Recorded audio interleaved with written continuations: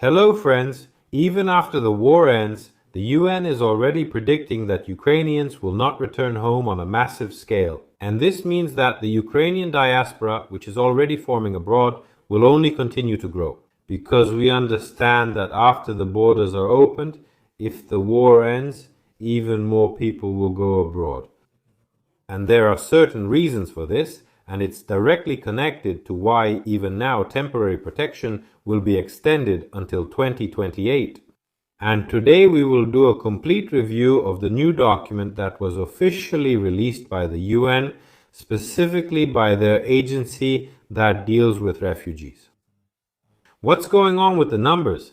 And why won't most Ukrainians return even after the war is over? And when will peace begin? And what does it mean specifically for everyone who watches my channel? So watch the video until the end. Support it with your likes, comments, and subscriptions. As always, friends, thank you to each of you. First, let's go over the numbers because the UN has actually released a new document. This is not a sociological survey. This is not a forecast by some journalists. This is an official study released by the UN together with Brunel University, and they developed a whole agent-based model, and this model simulates how different groups of refugees by age, family composition, region of origin, and socioeconomic characteristics make decisions to stay or return to Ukraine under different future scenarios. And I have more and more thoughts. I'm increasingly thinking that these studies are exactly what real policy toward Ukrainians living in the European Union is based on. And it is these documents that need to be monitored in order to understand how, when, and to what extent the European Union will continue temporary protection. Because the following situation may occur if it is cancelled, for example, on March 4th, 2027, as has already been discussed. The situation may already be like that, but based on this document, that's exactly how it is. That if temporary protection in the EU ends, Ukrainians will not go back to Ukraine, as for example, some countries of the European Union would like, in order to replenish Ukraine's mobilization pool. And these Ukrainians will simply leave the territory of the European Union and go to third countries. And it turns out that Ukraine will not get the mobilization pool, Europe will lose its workforce, and third countries, not Ukraine and not the European Union, will get the human capital, which they will use to support their own economies. So let's go through this a bit. This is not a prediction, it's a structured scientific tool that shows how the overall picture can change depending on events. The model is supplemented with data from the 7th Intention Survey by the UN Refugee Agency, conducted between December 2025 and January 2026 among almost 5,000 respondents, Ukrainians across Europe. So it's a combination of a methodological model and real answers from real people who are actually being studied. Next, this model considers 3 main scenarios, and the difference between them is simply astonishing. The first scenario being considered is the ongoing one. That is, the fighting continues at least until the end of 2029. Temporary protection is either extended or ends, but it doesn't make a difference because 99% of refugees either stay in Europe, or if temporary protection ends, they simply leave the European Union and go to third countries. At the same time, there are currently about 5,000 Ukrainian refugees actually living in Europe. And 99% will not return to Ukraine. That's it. The return is minimal. People are not going to places where the war is ongoing. And this is actually the first scenario. The second scenario is if there is a fragile peace with concessions. By the end of 2026, the fighting stops, but Russia retains de facto control over the occupied territories.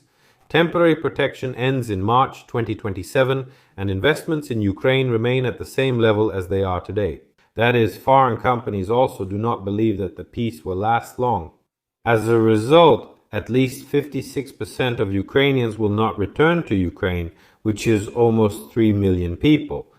At the same time, we understand that if there is such a peace, and if the borders are open, then hundreds of thousands of Ukrainian men, who are currently basically locked inside Ukraine, will simply leave the country and look for a better life. Whether in Europe or in other countries of the world, it doesn't matter. And the third scenario is Ukraine's victory, which they are also considering. Ukraine regains control over the temporarily occupied territories by the end of 2026. Temporary protection ends in March 2027. As a result, 32% of Ukrainians still do not return to Ukraine. And that's more than 1.5 million Ukrainian refugees. At the same time, we also understand that hundreds of thousands of Ukrainian men are also packing their things and leaving the country. Some do it for economic reasons, some for psychological reasons. Some just don't want to end up in the same situation again if the borders are closed again at some point. And that's why people will also keep leaving. So even in the best case scenario, which honestly, let's be fair, has, I don't know, 1 chance in 1,000, right? Even in that case, every third refugee won't return to Ukraine. Now, by country, the fragile peace scenario, right? The one that's more or less likely, right? Because the most likely thing is that the war will actually continue. It's still unclear for how long. And the second, also probable option, right? That's some kind of fragile peace. Poland currently has around 1 million Ukrainian refugees. About 531,000 will remain if there is a fragile peace. As for Germany, there are currently almost 1,200,000 Ukrainian refugees in Germany. A little less than 800,000 will remain. In the Czech Republic, there are currently 366,000 Ukrainian refugees who will stay. Approximately 187,000. In Spain, there are currently 234,000 Ukrainian refugees. Approximately 133,000 will remain, and in Italy, there are currently 165,000. About 90,000 will remain. The highest percentage of those who will stay is in Germany and Slovenia, 67 and 64%. The lowest level is in Hungary and Moldova, 38 and 34%. That's understandable because in these countries, the economic situation isn't actually much better than Ukraine in terms of living standards. Next, why won't most people basically return, and why will hundreds of thousands more leave Ukraine? I've identified, friends, the main 5 reasons. If you have any additional reasons, you can also write them in the comments under the video. And don't forget to subscribe if you like it. So, the United Nations Refugee Agency stated specific reasons, not some abstract measurements. The first reason is geography. Where are you from? And this actually determines whether a person has anywhere to return to at all. The largest share of those who stay are refugees from the east and south of Ukraine. That's where the most destruction is, and the highest likelihood of remaining under occupation or in a high-risk area even after a formal peace. According to the UN, for refugees from these regions, many of whom are elderly or belong to other vulnerable groups, the end of occupation is the primary condition for their return. If peace comes without all territories returned, they don't go back because there's nowhere to return. And let's be honest, returning to Ukraine for someone from Lviv and returning to Ukraine for someone from Donetsk are completely different things. Because someone from Lviv comes back and lives where they've always lived, but someone from Donetsk comes to Lviv and people start telling them what language they should speak at home. And that's also a big problem. Plus, of course, the main thing is that there's nowhere to return to because there's no housing, no jobs, no social connections, and so on. So a person doesn't actually return home. They just return to a place where people speak their language and where they don't actually need to learn a new language. Right? The second reason is families with children, because in most cases they will also stay. Families where children are integrated into the education systems of the host countries are less likely to return. Children went to school, learned the language, have friends, and parents don't want to move them again. That's it. Whole families are more concentrated in Western and Northern Europe, where the likelihood of returning is also predicted to be lower. Next, the third reason is economic integration from 58 to 64%. The household that stays has at least one working family member. They have found a job, pay rent, have contracts, and have something to lose if they leave. And in Ukraine, we know that salaries, let's be honest, are not competitive compared to any country in the European Union. The fourth reason is vulnerability, which prevents people from returning. Between 40 and 44% of those who stay in the EU are vulnerable households. That means single parents. People over 60 families without a single working member, they don't stay because they're well settled. They stay because it's even harder for them to return, and it will be even harder for them to settle down in Ukraine. Because there's no housing, no free healthcare in their hometown, no one to return to, and absolutely no support for such categories. Yes, because I don't think that 2,000 or 3,000 hryvnias a month is real support, and that you can actually survive on that money. Let's be honest now. The fifth reason is 41 refugees in limbo. Who are refugees in limbo? This is, the most dangerous group both for Europe and for Ukraine. 41 respondents with temporary protection do not plan to change their legal status in the next 12 months. They are waiting, hoping that temporary protection will be extended, or simply do not know what to do. The UN calls them refugees in limbo. They are not counted, they are not moving either towards integration or towards returning, and they are the most vulnerable if temporary protection suddenly ends. And this, just imagine, is 41 Ukrainians across Europe, right?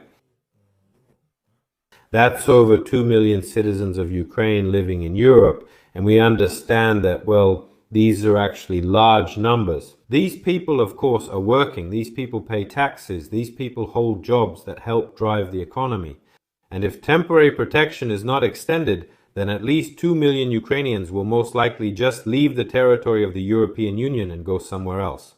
They won't return to Ukraine or stay in Europe since, for example, they won't have that opportunity. They'll just go somewhere else where it's easier to get legal status. That's it.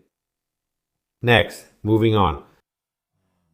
The UN directly warns about a risk that it actually calls a cliff. Yes, literally a cliff. What does that mean? A sudden and unprepared end to temporary protection in March 2027 without transitional mechanisms, buffer zones, or alternative statuses for millions of people at the same time. This is actually the reason why, regardless of any rhetoric, whatever is being said now, we can already conclude that temporary protection will be extended for at least another year.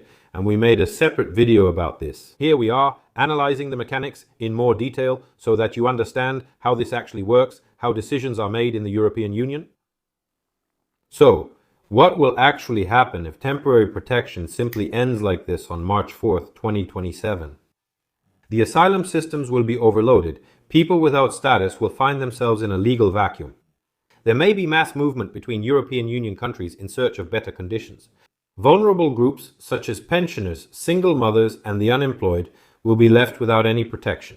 The UN recommends avoiding a sudden end to temporary protection, using transitional scenarios including under a fragile peace scenario, coordination at the European Union level, a buffer status that preserves rights and access to the labor market and all other rights within the EU territory. While these transitions are ongoing, and while it is still unclear what will happen in the territory of Ukraine. Next, 59 holders of temporary protection plan to change their legal status in the next 12 months. But out of them, 70 do not have complete information on how to do this. And let's be honest, in the European Union countries, where there aren't that many Ukrainians, basically all EU countries except for Poland, Czechia, and Germany, thank you. Either there are no transitional mechanisms or they are too difficult for Ukrainians to access. Yes, and this is also a very important point. That's it. That's exactly what we're talking about. 26 Ukrainians don't know the eligibility criteria to obtain legal status under other categories. 24 are unfamiliar with both the document submission and application procedures. 22 don't know which documents they need to collect. 21 don't know how this will affect their rights. And 20 don't know how long the whole process takes. So, most people want to take the right step, but they just don't know how to do it. And they also remain in this uncertainty. And basically, they don't do anything at all. And we see that not a single country in the EU gives proper explanations about what and how to do things. Even if we take Poland, which came up with the KUKOR status, and they're implementing it and so on, They don't provide clear and transparent information, for example, about how much time it takes for a person to get this Kukor card for 3 years and be able to live peacefully in Poland. So, people are still kept in uncertainty. They're told, submit your documents here, do it this way. But if you make a mistake, you'll get a rejection. This process can drag on if you're denied the card. So, on one hand, they're introducing these statuses, but on the other hand, they're doing everything to make it as inconvenient as possible for people, to make it as difficult as possible, and to make people afraid of making any mistakes. And this is just another confirmation that people will either be paying intermediaries who will make money off of this, or people simply won't get this status and will remain under temporary protection. And when it ends, they'll just go to another country. Because as we can see, no matter how you look at it, no one is interested today in setting clear conditions for Ukrainians and giving them a normal, simple procedure by which they could change their status. And this means that Ukrainians will most likely just be left on temporary protection, although even this is not the worst option. Next. What does this actually mean for Ukraine? If 56 don't return, even with a fragile peace, what will this actually mean? The UN Refugee Agency emphasizes social and socio-economic integration of refugees in the EU is no longer a policy choice, but a structural necessity. But at the same time, everyone who stayed in the EU is human capital that Ukraine lacks, that Ukraine needs for reconstruction. That is why we see that now, instead of creating conditions for, if not even for, the return of refugees. Instead of creating conditions so that at least those who remain in Ukraine do not leave en masse, instead they are simply bringing in Indians. And we see that this is already facing public resistance. Because they catch their own people and send them to the front while they bring in Indians so they can live, work, relax, and so on. That's it. There is a quiet contradiction that no one voices officially. The better Ukrainians integrate into the EU, the less likely they are to return. But forced return is not a solution and it is not legal. And at the same time, we understand that there can be no forced return in principle. People will definitely have time and they will simply choose to leave the territory of the EU, and the EU itself will be left empty-handed. When hundreds of thousands, millions of Ukrainians who are now supporting European economies simply leave the territories of these countries, they will have to be replaced by new migrants from India, from Africa, and so on. And we clearly understand that there is still a difference between Ukrainians who are under temporary protection and working, and refugees from Africa, Asia, and the Middle East. And in principle, this difference is also understood in Europe, but they don't talk about it openly. The UN model confirms that even those who want to return often cannot do so immediately. Because there is no housing, because there is no health care, because the children are already studying in schools in the European Union, and the husband, in any case, remains now in the European Union. Because if he goes to Ukraine, there is a high probability that he will spend very little time at home. Because he will be caught right away, if not immediately, then a little later, and sent to the front. That's why no one is planning to return now, and we can see this in the statistics. Yes, 99%. And even with a fragile peace in Kiev, the situation will basically remain the same. Most likely, even more people will just leave the country. What should we do in practice, friends? This is a practical section that I try to include in every video. 3 main steps. First, determine which of the 3 groups you belong to. Socio-economically rooted, meaning you have a job, a contract, children who go to school in that country, and a place to live. Your path is a work permit or permanent residency. This is the most realistic option. For vulnerable people, those who don't have a job, are 60 years old, or, for example, a single parent, your path might be refugee status. Not just temporary protection, but actual refugee status. And also reach out to organizations that help Ukrainians. Every country has legal aid organizations that can help you right now, because even the lines for getting refugee status are growing.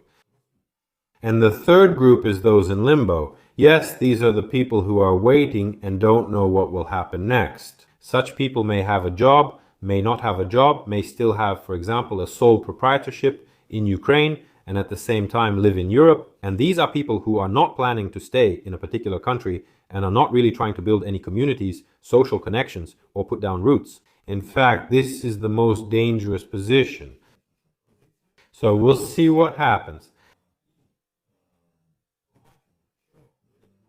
Yes, because there are literally less than 2 weeks left until the EU officially has to announce what will happen with temporary protection after March 4, 2027, although all factors indicate that it will be extended further. Second, the official position on this. Yes, the European Commission will announce its decision regarding temporary protection after March 2027. You need to keep an eye on this, so if you need it, be sure to subscribe to my channel and turn on the notification bell under the video so you don't miss new videos. I will definitely let you know as soon as there is an official decision from the European Commission, and I will explain everything to you. So, and the third piece of advice, yes, is that the UN directly warns that 70 don't know how to change their status or what status it can be changed to.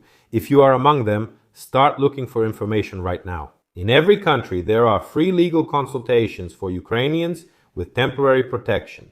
Again, there is Google, there are various YouTube channels and different pages on social networks where you can also get information, and you can also look for it on official pages. If such statuses have already been created, then don't wait, but at least look for information.